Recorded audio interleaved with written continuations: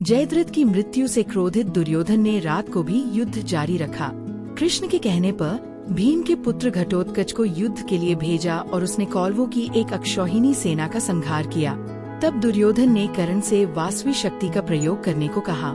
ये वही शक्ति थी जो इंद्रदेव ने कर्ण से उसके कवच और कुंडल मांगने के बाद वरदान में दिया था। कर्ण ने वासवी अस्त्र अर्जुन के लिए बचा कर रखा था, पर दुर्योधन के कहने पर घटोत्कच पर चला दिया। घटोत्कच की मृत्यु पांडवों के लिए दुखद थी, पर कृष्ण के लिए एक रणनीति थी।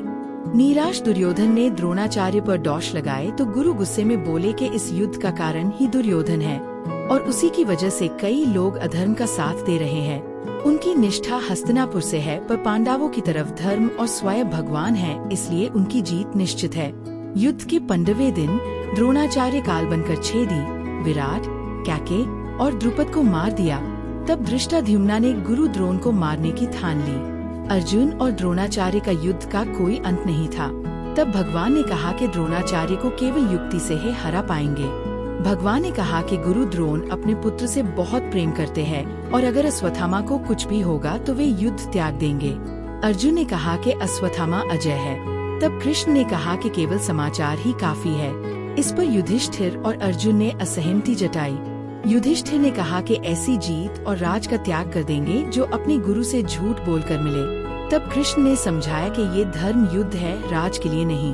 फिर कृष्ण ने भीम से कहा कि वो मालवा के राजा इंद्रवर्मन के हाथी अश्वत्थामा को मार दे ताकि युधिष्ठिर को झूठ न बोलना पड़े। भीम ने हाथी को एक ही वार से मार दिया और जोर से कहा, मैंने अश्वत्थामा को मार दिया।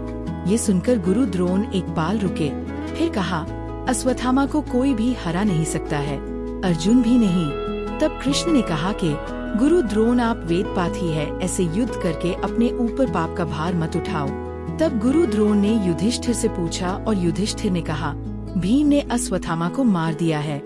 जैसे ही युधिष्ठिर ने कहा, अश्वत्थामा हाथी, कृष्ण ने जोर से शंख बजाया। गुरु द्रोण पूरी बात सुन नहीं पाए।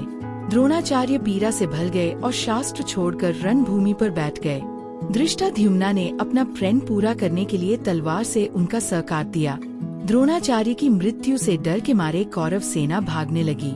अश्वत्थामा को जब पिता की मृत्यु का ज्ञात हुआ तो उसने पांडवों पर नारायण अस्त्र का प्रयोग किया। कृष्ण ने सबको निशास्त्र होकर धरती पार ले जाने को कहा। नारायण अस्त्र शांत हो गया। अश्वत्थामा के दिव्या अस्त्र जैब कृष्ण और अर्जुन को छू भी नहीं पा रहे थे, तब वो भाग गया। रास्ते में ऋषि व्यास ने समझाया कि कृष्ण ही स्वयं नारायण है और वे अर्जुन की रक्षा कर रहे हैं।